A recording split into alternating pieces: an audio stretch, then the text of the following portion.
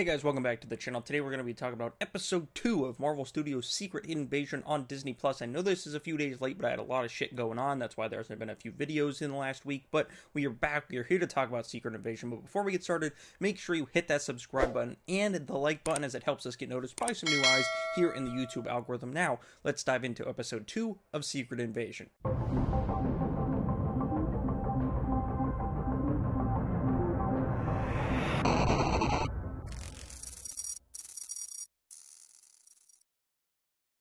This episode was just as good as the first, in my opinion, if not better. I know a lot of people are hating on this show. They're like saying like, oh, Marvel doesn't have it anymore. The people saying that, I just don't think they're watching this show. And if they are, they just don't like stuff that's not like big action explosions. Like the people saying this show is bad are the same people that said Andor was bad just because it didn't have big, huge spectacle, Darth Vader, all this stuff going on. This show is damn good, and the writing in this episode especially was freaking excellent.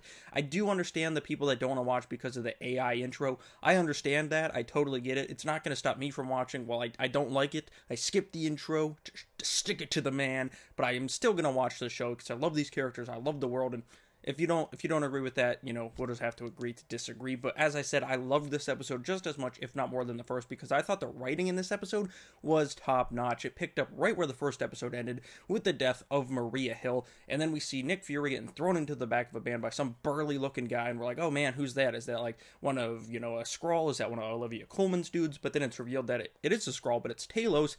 And then it cuts to them on a train.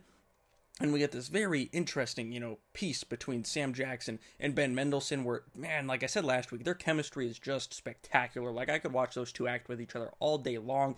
And Sam Jackson's basically saying, like, oh, when I was little, me and my mother, on the train used to play this game, like, tell me something I don't know. And he's telling, like, kind of a nice story, and then he kind of gets Talos in, lets his guard down, and he's like, tell me something I don't know about the attack on Skrullos.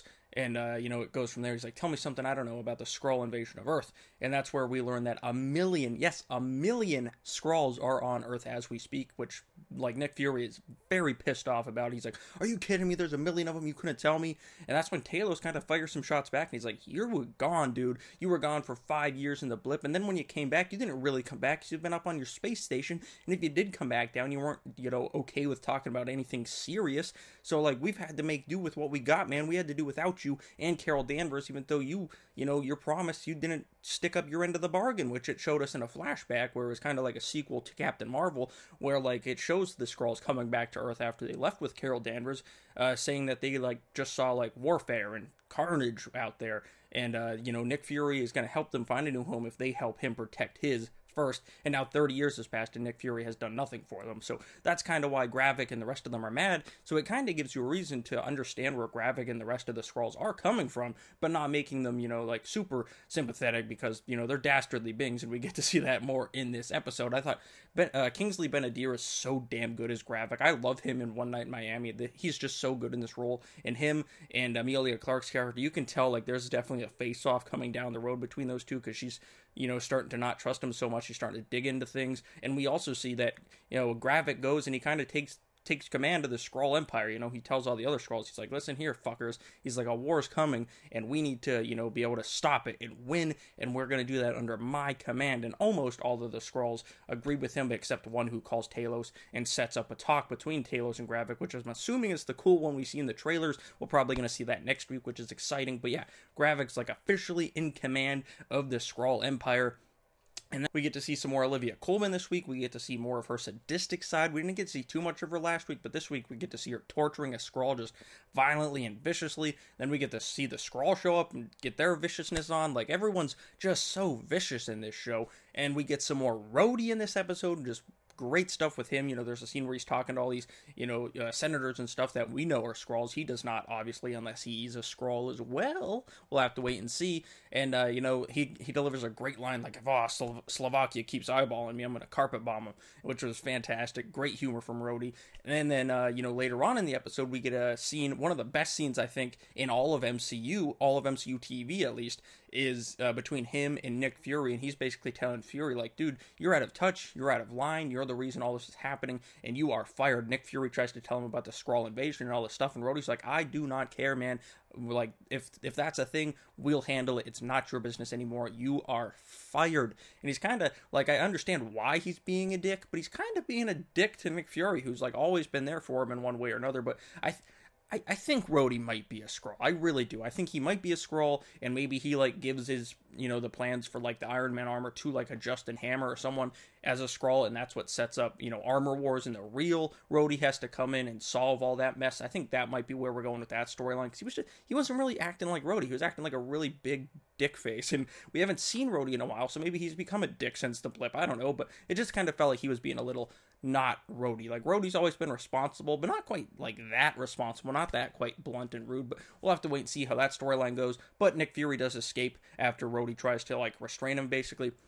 He does escape, but we'll leave that for the end of the episode. But we jump back over to Gravik, and, oh my god, I can't remember, Talos' daughter, and she's sneaking around, sleuthing, and she gets on this computer, and she reveals that the Skrulls are working on the Super Skrull, and I saw Groot DNA, I saw like a frost giant creature DNA, Thanos' like big hulking like henchman, that guy's DNA, and what was the last one? I can't remember the last one. Oh, that's going to bug the hell out of me. But there was 4 different ones, and I can't remember that last one. That really bugs me. But that it looks like we're getting the Super Skrull, so obviously it's going to be different to the comics because the Fantastic Four aren't here yet, but we are getting a version of the Super Skrull, and you'd have to assume that's going to be Gravik. We even see in the one trailer him using like a Groot arm, so you'd have to assume it's going to be him. Maybe there will be multiples of them. We'll have to wait and see. And then, Gravik walks in. He's like, what are you doing? And she's like, oh, just checking on something. And he's like, So there's definitely a face-off coming there. And then we jump back over to Nick Fury, where it shows that he is not restrained, he is very much free, and he goes into this house of a Skrull, and when he gets around the corner, she is morphed into a black woman, and then she's like forgetting something, and then it's revealed that Nick Fury is married to this Skrull, which is crazy. They kiss, and that's how the episode ends. So, like, big revelations in this episode. Rhodey being weird. Skrulls have invaded the world with over 1 million of them. Nick Fury's married to one of them, which is just fascinating. I wonder if their house cat is, Goose from Captain Marvel. That'd be pretty interesting. And I'm curious to see if Captain Marvel herself shows up sometime in this show, possibly towards the end. But this show is great, in my opinion. I think the writing is top-notch. I think it's the best MCU show we've gotten in a very long time. If it can keep going with this quality, I think it will definitely be my favorite of the MCU shows. I hate people saying, like, MCU's dead. Blah, blah, blah, blah, blah. It is not dead. It's still delivering very much quality content. Guardians of the Galaxy 3 was great. This show so far is great. Like, people are just hating, like, they see... And I don't even know if it's, like, a lot of people. It might just be, like, online, Twitter people, like myself, and then, like, casual people don't give a shit, and they're going to keep watching this stuff. But I'm going to keep watching. I love superheroes, Marvel, DC, Image, whatever you got, give it to me. I will check it out. Even if it's bad, I will check it out. But I really love the second episode of Secret Invasion. I'm curious to see where the third episode goes. Again, I apologize for this video being a little late and a little long, but, we are going to be right back here on next Wednesday talking about Secret Invasion Episode 3, the halfway point. So make sure you subscribe to the channel and hit that notification bell to be, join in on all the Secret Invasion goodies. And make sure you go watch my Indiana Jones review that I put up earlier today. Thank you all for watching. I'll see you guys right here next time.